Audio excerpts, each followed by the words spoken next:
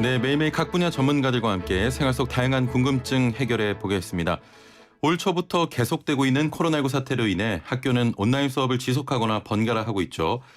이렇다 보니 초등학생이나 유치원생을 아이로 둔 맞벌이 부모들 아이를 맡길 곳이 없어서 애를 태우는 상황이 종종 발견됩니다.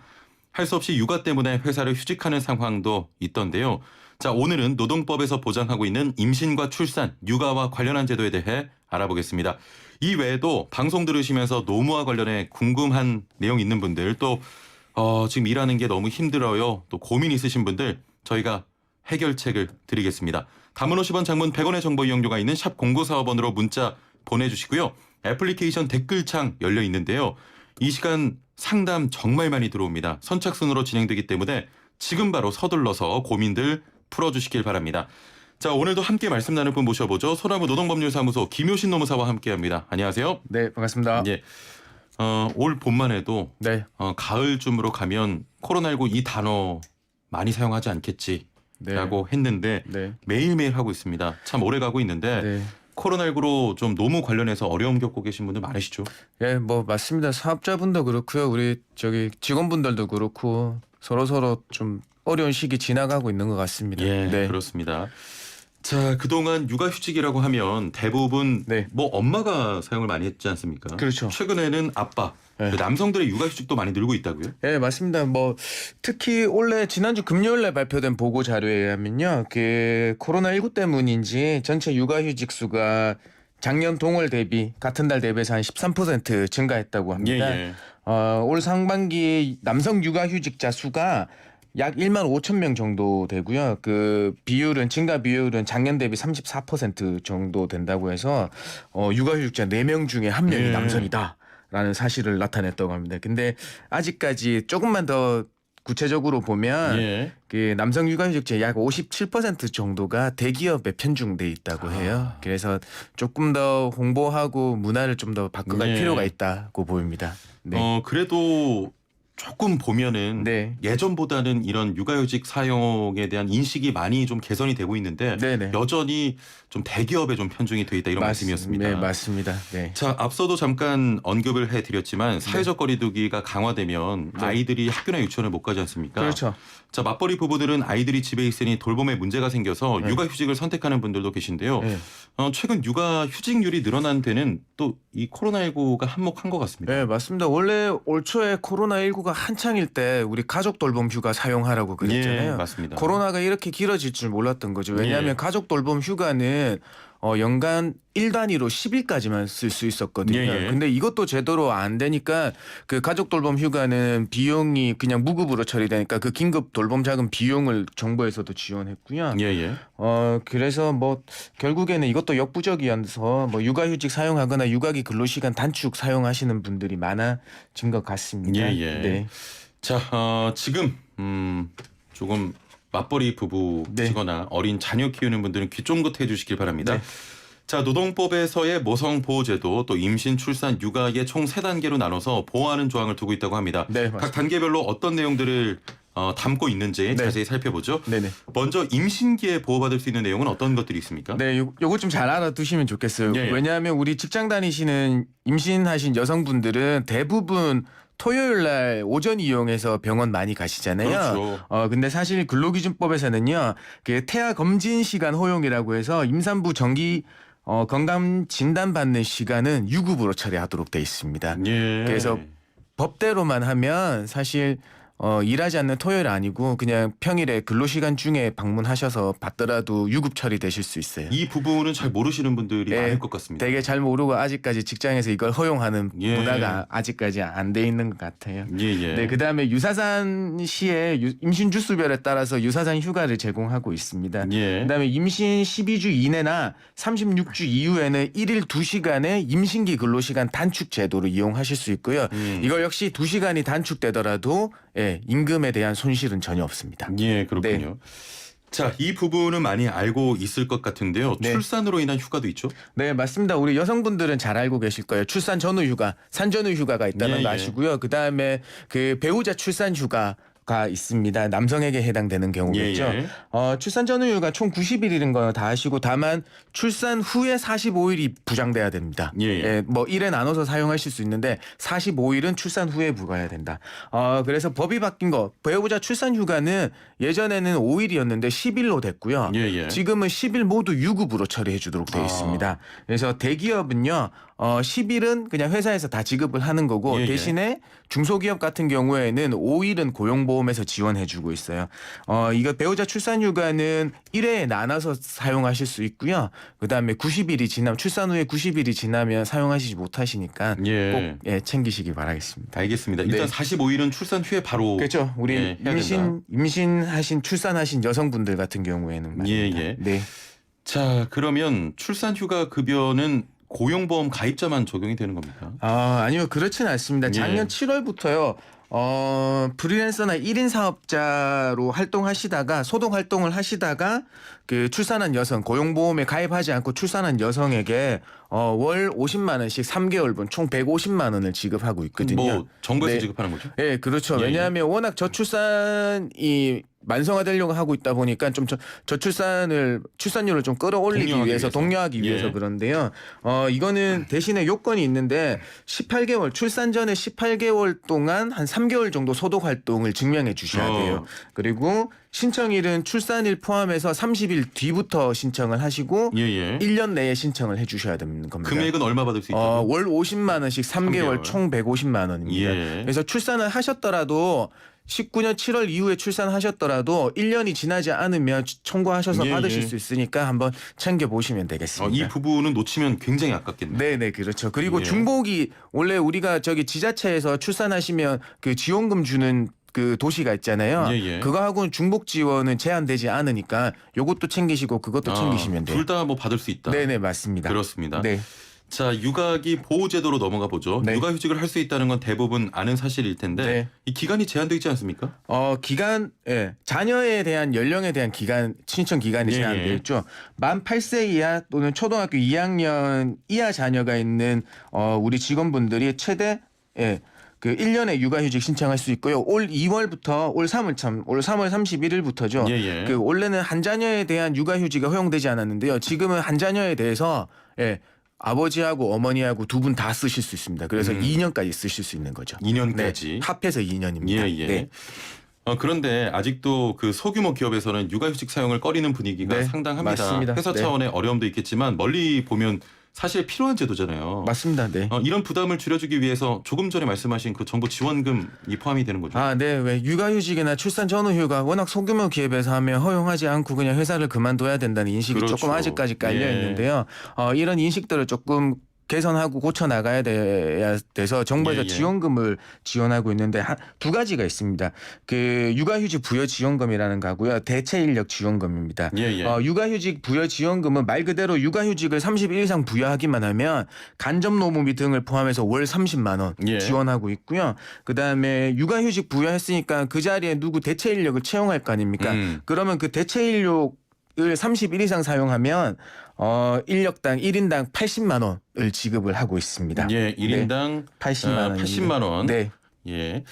자, 또 육아휴직 시 지급되는 급여 중에 사후 지급금 제도도 개선이 됐다고 들었습니다. 맞습니다. 어떤 내용입니까? 요거는 우리 육아휴직을 갔다 오신 그 여성이나 남성 근로자분한테 해당되는 건데요. 예. 원래는 육아휴직 급여 중에 75%는 육아휴직 기간 중에 지급하고 나머지 25%는 그러니까 직장 복귀하고 예. 뭐 계속 근로를 촉진할 목적으로 6개월 근속 후에 25%를 일시불로 지급을 했거든요.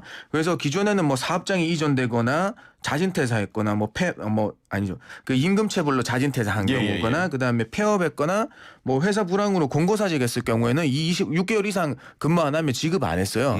근데 이 경우에 해당되면 6개월 이상 근속 안 하더라도 25% 다 지급하고 있습니다. 예, 네. 알겠습니다.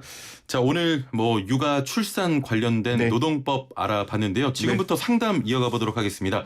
자, 노무 관련해서 고민이나 또 궁금한 점 있는 분들은 단문 50원, 장문 100원의 정보 이용료가 있는 샵 0945 우물정 0945번으로 보내주시거나 애플리케이션 댓글창 이용하시면 되겠습니다. 자, 선착순으로 빨리 보내주시길 바라고요.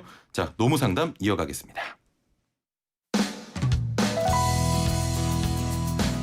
슬기로운 라디오 생활 2부에서는 건강, 세금, 자동차, 부동산, 노동 분쟁까지 생활 속 궁금증과 상식들을 속 시원하게 풀어보는 상담실이 마련됩니다. 상담이 필요하신 분은 유료 문자 샵 0945, 우물정 0945번이나 YTN 라디오 전용 애플리케이션 예스 채팅창을 통해 참여하실 수 있습니다.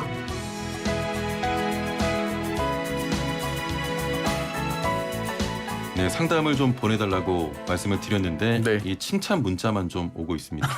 4203번님께서는 노무사님 반갑습니다. 쫄깃쫄깃 명쾌한 답변 정말 감사하고 충분히 도움받아 힘이 됩니다. 감사합니다 하셨고요. 열심히 하겠습니다. 예, 애플리케이션으로 이쁜 지환님께서는 슬기로운 라디오 생활 2시간으로 늘리면 안 될까요? 너무 짧아요. 좋은 정보는 많은데 시간이 짧아서 정보 전달이 많이 안 되는 것 같습니다 하셨는데 네.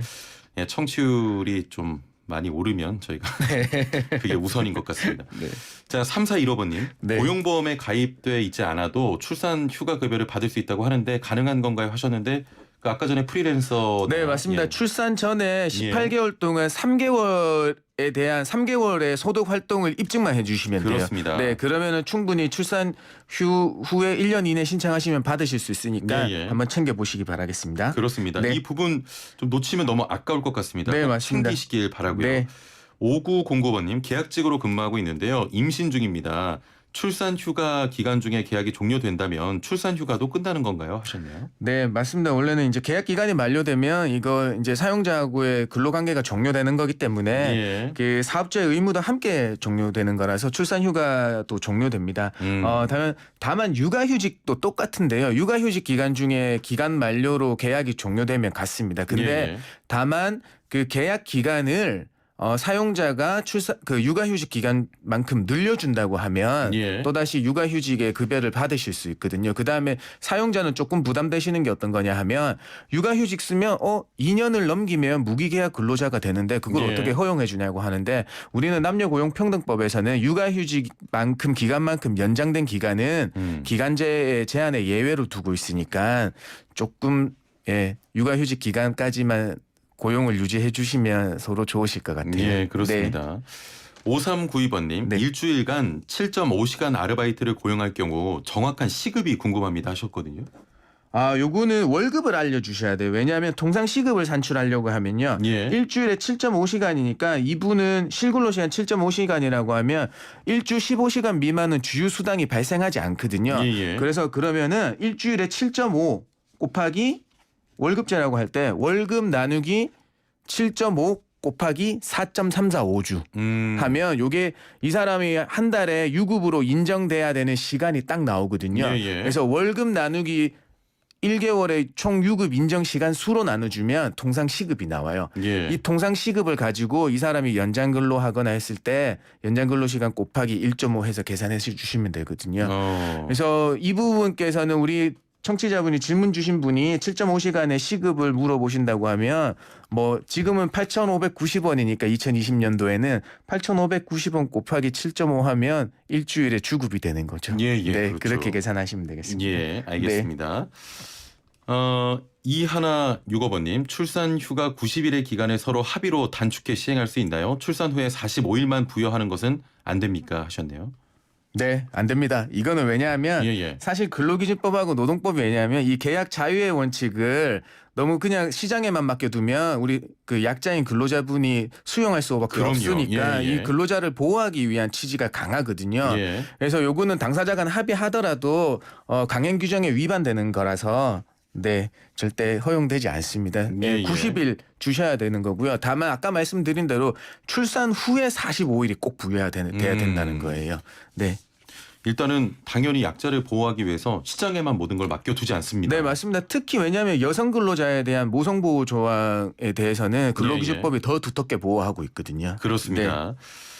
0218번님 출산 휴가나 육아휴직 쓰면 연차에 영향을 받나요? 사람마다 말이 좀 너무 다릅니다 하셨네요. 네, 법이 바뀌어서 그렇습니다. 예. 이제는 출산휴가 사용하시거나 아니면 육아휴직 사용하시더라도 연차에 전혀 연간에 그 영향받지 않습니다. 출근한 걸로 하고 똑같이 본다고 규정하고 있어서요. 그래서 갔다 오시고 하더라도 전혀 불이익은 받는 건 없으세요. 예. 왜냐하면 그 전에 법이 바뀌기 전에는 사실 육아휴직 갔다 오시면 그 일수만큼 비례해서 부여하기 때문에 예. 없을 수도 있고 조금 있을 수도 있거든요. 근데 요거는 이제 예전에 것만 알고 계신 분들이 있어서 그렇지 지금은 전혀 영향 없다. 똑같다라고 아시면 되겠습니다. 예, 그렇습니다. 자, 5912번님, 저를 포함해서 많은 직원들이 최근에 시험관으로 아기를 만들려고 하는데요. 시험관과 관련한 이 노동법의 제도가 있나요? 하셨네요. 아, 네, 맞습니다. 난임 치료 휴가라고 있습니다. 아, 예. 연간 총 3일을 인정해주고 있고요.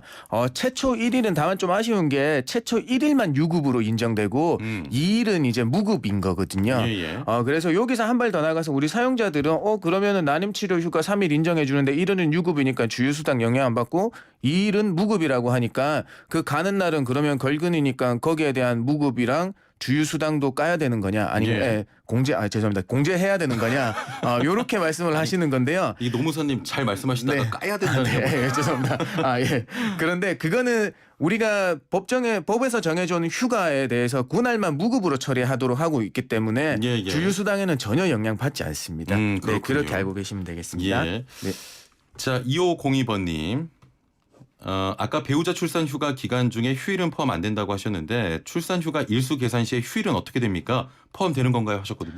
네, 요게 조금 아쉬운데요. 예. 사실 출산 전후 휴가는 90일을 역일상의 수, 달력상의 일수를 그대로 차용을 하기 때문에 휴일도 다 포함됩니다. 예. 네, 근데 아까 말씀드렸다시피 배우자 출산 휴가는 그냥 우리가 일하는 날에 대해서만 10일이거든요. 예, 그냥 그런데 뭐 출산 전후 휴가는 다 포함해서 90인 거니까 조금 아직까지 그건 좀 허용이 안 되고 있습니다. 네. 3352번님. 네. 연차 휴가를 1년 안에 다 못 쓰면 소멸되나요? 해당 사장님은 연차 휴가가 있다는 자체를 몰랐다는데 네. 이달 말이면 1년이 지납니다. 하셨네요. 아닙니다. 연차 휴가가 1년이 지나면 그 휴가를 사용할 수 있는 그 휴가 사용권이 소멸되는 거지. 예. 사용하지 못한 휴가에 대해서는 우리가 금전으로 봐야 되는 미사용 수당으로 변한다. 환가된다고 얘기하는 예, 거거든요. 그러니까 휴가는 쓸 수 없더라도 사용하지 못한 휴가는 돈으로 받아야 되는 겁니다. 이 돈은 3년 이내에 청구하셔서 받으실 수 있는 거죠. 받을 수 있습니다. 예.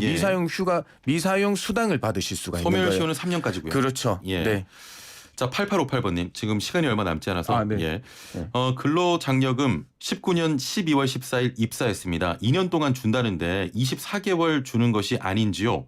16일을 1년으로 친다 합니다. 하셨네요. 요 근로장려금은 어떻게 우리가 그 세무서에서 이용하고 있는 그 근로장려금을 얘기를 하시는 건지 예, 예. 아니면 다른 지원금을 얘기를 하시는 건지 제가 잘 파악이 안 돼서 지금은 답변을 드리기가 조금 어렵겠는데요. 자, 그러면 네. 혹시 다음 주에라도 이 네네. 질문 조금만 더 구체적으로 알겠습니다. 보내주시면 네네. 제가 이 상담부터 진행을 해보도록 네, 하겠습니다. 알겠습니다. 자, 그리고 애청자분들께 다시 말씀드립니다만 상담 조금 일찍 보내주시면 저희가 많은 상담을 해드릴 수가 있습니다. 벌써 끝날 시간이군요. 네. 자, 오늘 말씀 감사합니다. 네, 고맙습니다. 네, 소나무 노동법률사무소 김효신 노무사와 함께했습니다.